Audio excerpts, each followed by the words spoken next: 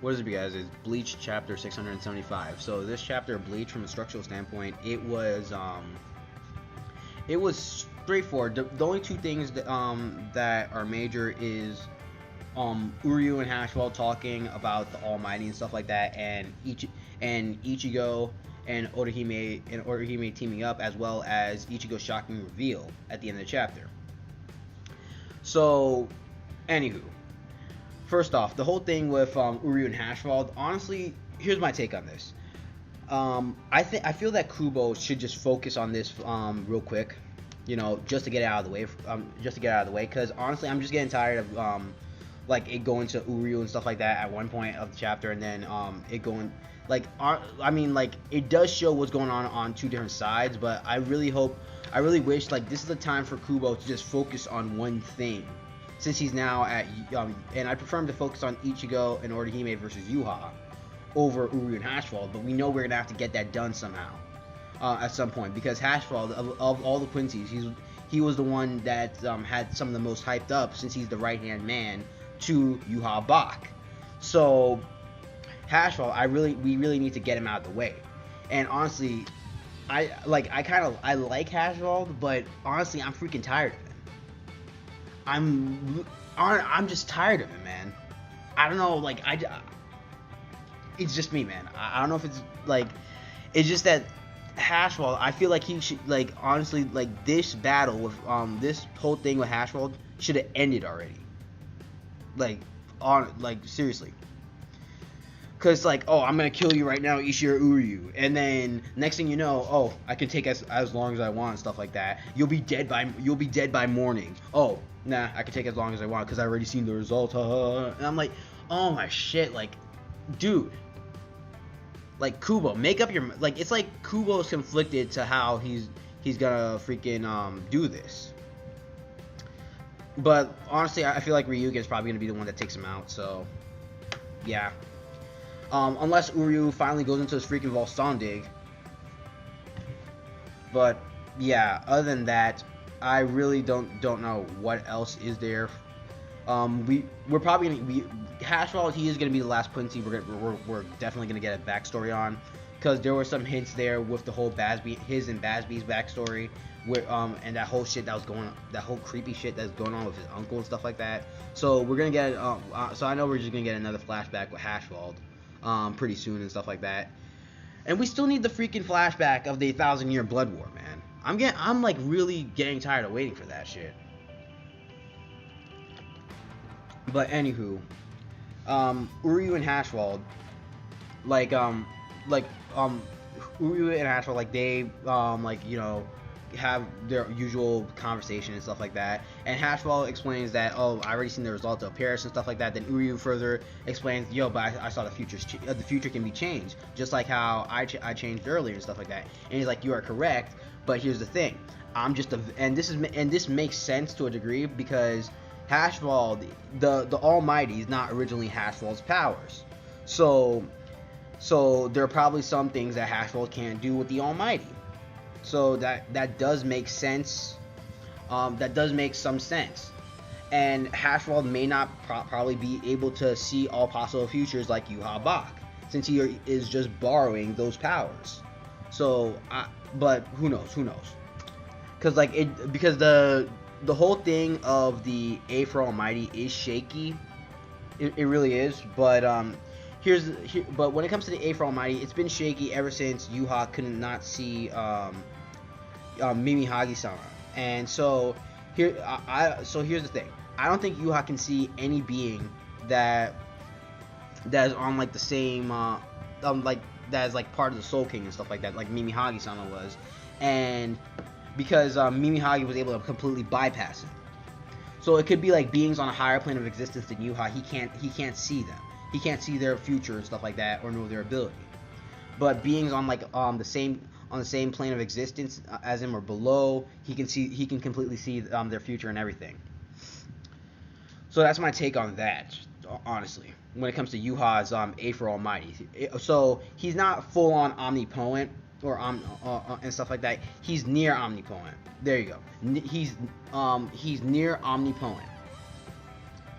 All right, so So that's that. So anywho, when it comes to, and Hashira also says that like there's another ability that the Aether Almighty has that's truly terrifying and everything like that, and he could be referring to how when Yuha he had his second pupil allowed him to see into the future. Remember that. His third pupil allows him to completely and he already explained, and I'm still baffled why Uryu is still shocked about it, because I could have sworn he explained this to Uryu when Yuha and Ichibe were fighting.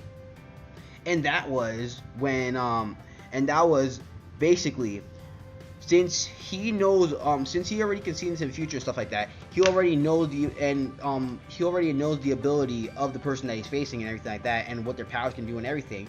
Therefore, because of his third pupil, he won't be affected by that person's power. That's why he was able to completely basically he can't be bested. That's why he was completely able to overpower Ichibe and take him out. So it's like, why are you shocked by this? So Hashball could be referring to another ability for the Aether Almighty entirely. I don't know, but there's that to factor in. And Yuha probably, and I won't be surprised at all if Yuha has another ability for the Aether Almighty as well, because the dude hasn't even gone to his Volstandig, and not only that, but the dude possibly has his own freaking Zanpakuto, because there was this one specific blade that Yuha would always take out during his battle with Yamamoto and his battle with sorry Nozichi, but and during his battle with fucking Ichibe, yeah. And Ichibe blanked out the sword before Yuha could even say its name, and Yamamoto destroyed the sword before Yuha could even use it. So, even granted, but that was Lloyd. That was Lloyd, who was filling in for Yuha and stuff like that. The Stern Ritter Y yourself. But anywho, and Yamamoto and Ichibe, they were fully aware of Yuha's blade and stuff like that, and immediately took it out so Yuha wouldn't be able to use it. So I don't know what that blade could do, but Yuha still has that sword, and so yeah, and he has Yamamoto's Bankai too. So Yuha has an entire arsenal in his hands, like, well, and not only that, and he has a slew of Quincy techniques. So he has an entire arsenal in his hands, and so there's that. So I'm still gonna be shocked about how even more overpowered he can be. But anywho, let's get on to the Ichigo and Inoue stuff. So basically, Inoue tries to stop Ichigo from rushing in and everything like that, and basically she tells him, and when Inoue stops him, she sees that Ichigo is actually extremely calm and stuff like that, and she lets him go, and she realizes that Ichigo probably has an ulterior motive to just rushing in there and everything like that, and Inoue begins to heal Ichigo. And soon Ichigo begins to see his Zanpakuto turning white, and Yuha, as this was going on, like he started questioning Ichigo, like, why aren't you attacking me fully and stuff like that? What's going on here? Like, seriously, like, are you scared to use your full power and everything like that? So this kind of like further the notion that Yuha he still has his Aether Almighty not active, and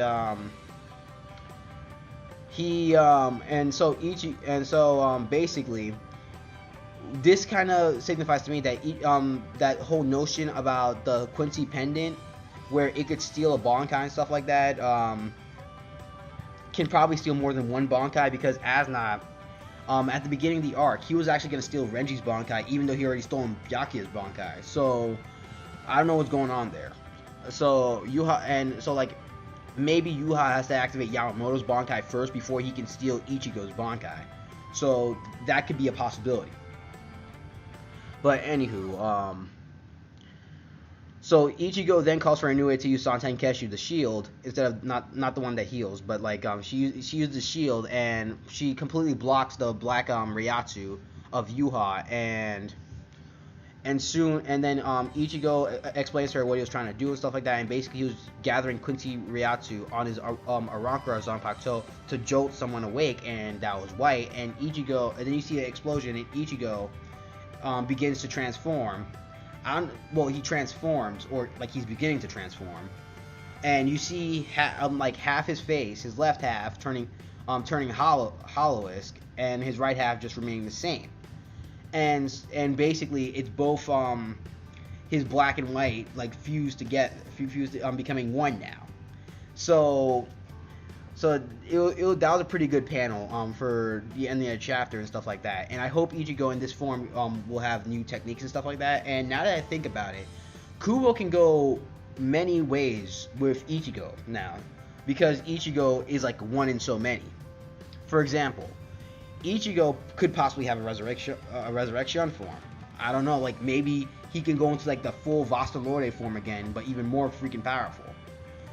And there's a chance that he could have two separate Bankais, like one for his Quincy knife and the other one for his Aranka or Zanpakuto.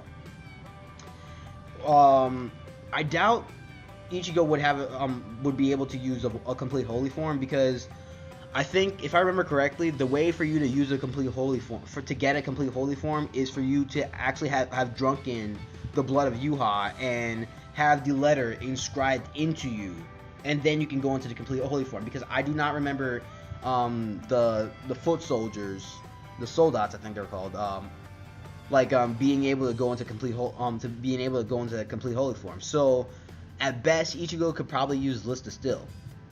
That's but that's going on a stretch right there.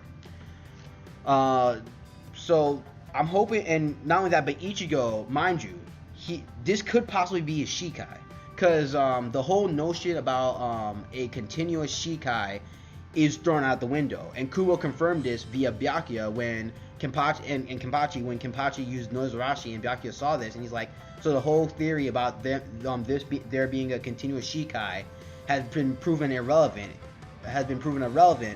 and so this opens up that Ichigo himself possibly has his own Shikai that he hasn't revealed yet, and this could possibly be it, and he still has a Bankai open. So there's many possibilities with Ichigo now, and I hope to see some brand new techniques when it comes to Ichigo Kurosaki, because I don't want to just see Getsuga Tensho and Getsuga Jusho. I want to see some new Ichigo pulling up some new techniques and stuff like that, because you can't just beat Yuha just like that, man, with just those two techniques, especially with what I explained earlier, how freaking powerful freaking Yuha is. Like, the dude has an entire freaking arsenal. So yeah, there's that. But anywho, I really did like the cohesion between Ichigo and Inoue actually contributing to the battle now, and so I hope to see more of Inoue contributing to the battle now. And I think her Santen Keshu has another ability, because I remember during the Fullbring arc, it was stated that basically, even though she can block attacks with using Santen Keshu, she can actually absorb the Reiatsu or something like that, and then send it back. So but she's in charge of defense. Let's see where this goes and stuff like that. So I hope Inoue continues to contribute in this match. Because Kubo really needs to make her relevant and stuff like that. So, and I'm still waiting for Aizen to show up, man. I'm still waiting for Aizen to show up. But anywho, overall, I thought the chapter was a good chapter, and good setup for the next chapter of Bleach. I really hope Kubo predominantly sticks to this. The only times I'd give an exception for him to deviate is if he's gonna focus on, if he's gonna get Aizen finally out of there, because Aizen, Kubo brought him back, and he still hasn't done anything with him. So Kubo, please, oh man, like, just, dude, don't leave. Like, Aizen really needs to do something, man.